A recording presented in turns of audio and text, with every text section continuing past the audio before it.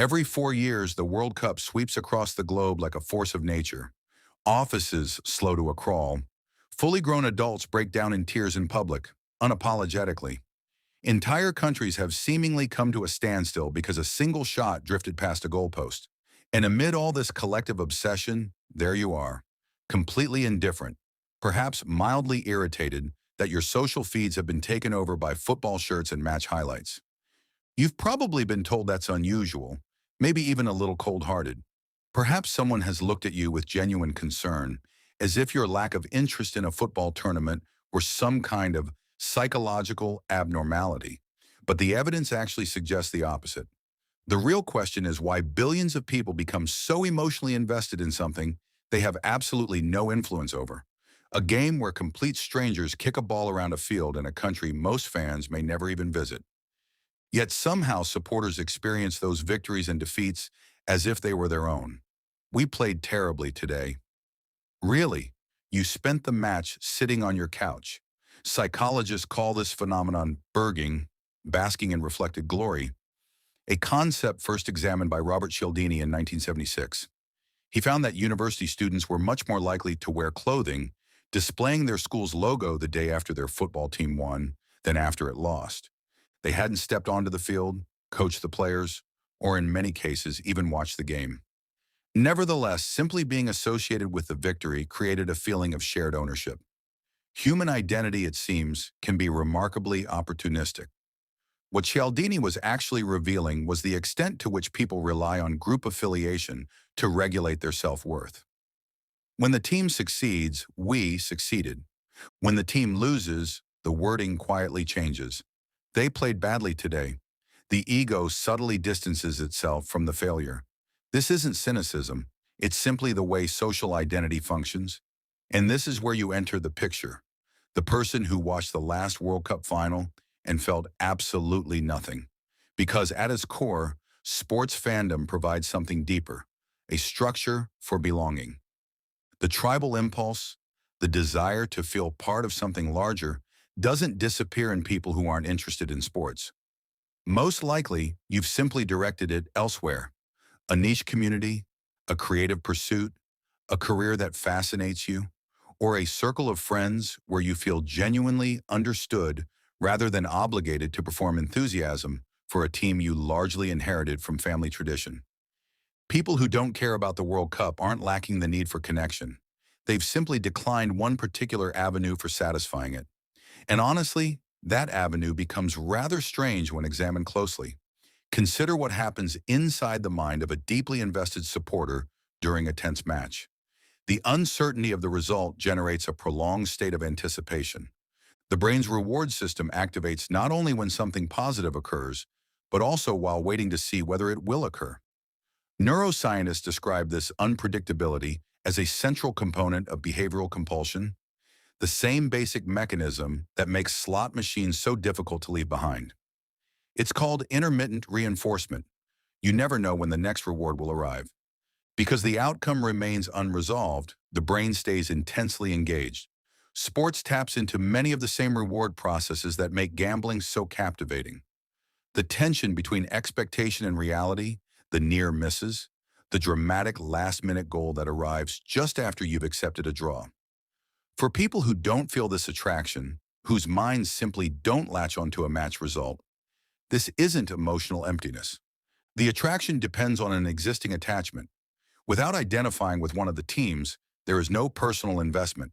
And without investment, uncertainty loses its emotional power. It becomes the equivalent of watching a coin toss for 90 minutes. There's also another factor worth acknowledging when it comes specifically to the World Cup, rather than ordinary league football. Every 4 years, a cultural expectation emerges that even those who never follow football should suddenly care, because this time it's about nations. It's no longer just a team. It's your country, your flag, your collective identity embodied by 11 players you've never met.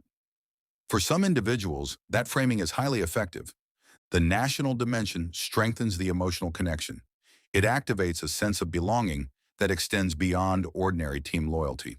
For others, however, and this is where things become particularly interesting, the national framing actually makes the entire spectacle feel stranger rather than more compelling. After all, you didn't choose where you were born. You may have spent years feeling conflicted about your country, yet you're somehow expected to feel personally triumphant because someone from the same nation scored a goal. The emotional equation simply doesn't work the same way for everyone. Those who feel detached from or ambivalent toward national identity often find the World Cup's emotional logic to be the most puzzling aspect of the event. That doesn't mean they don't care about their origins.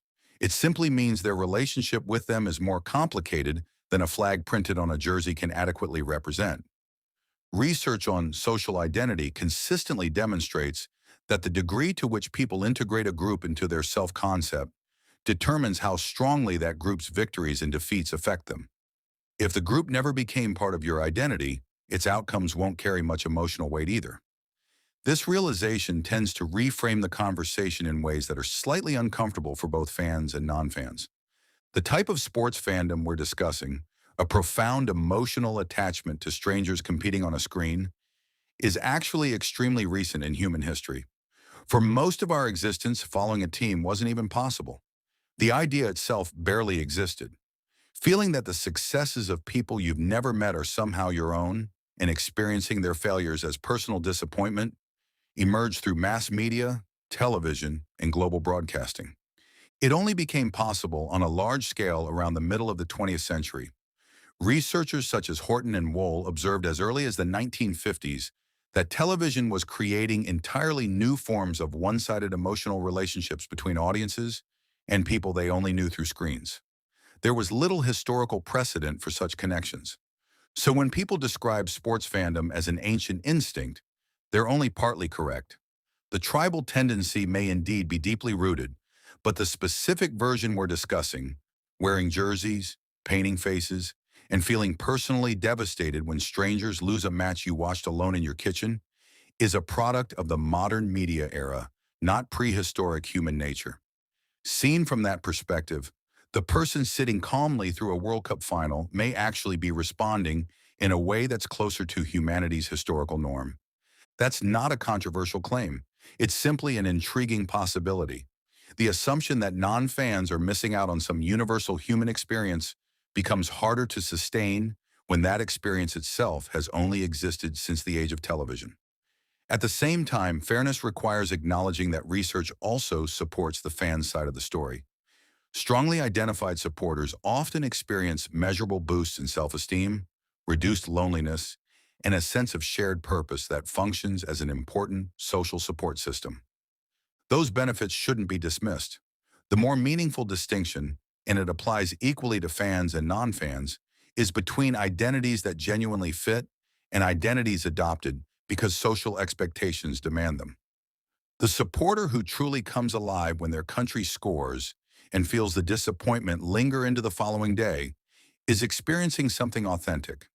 The individual beside them who is merely pretending, performing emotions they don't actually feel because opting out seems socially awkward, is likely just tired. Ultimately, the psychology of not caring about the World Cup isn't about being more enlightened or less self-aware than anyone else. Some collective experiences resonate deeply, while others simply don't, and emotional resonance cannot be forced.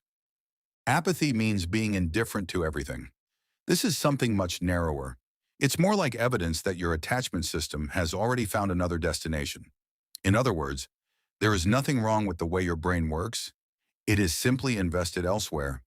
And if you already know what truly excites you, whether it's a passion, a community, or a particular world of your own, then you've already found exactly what matters.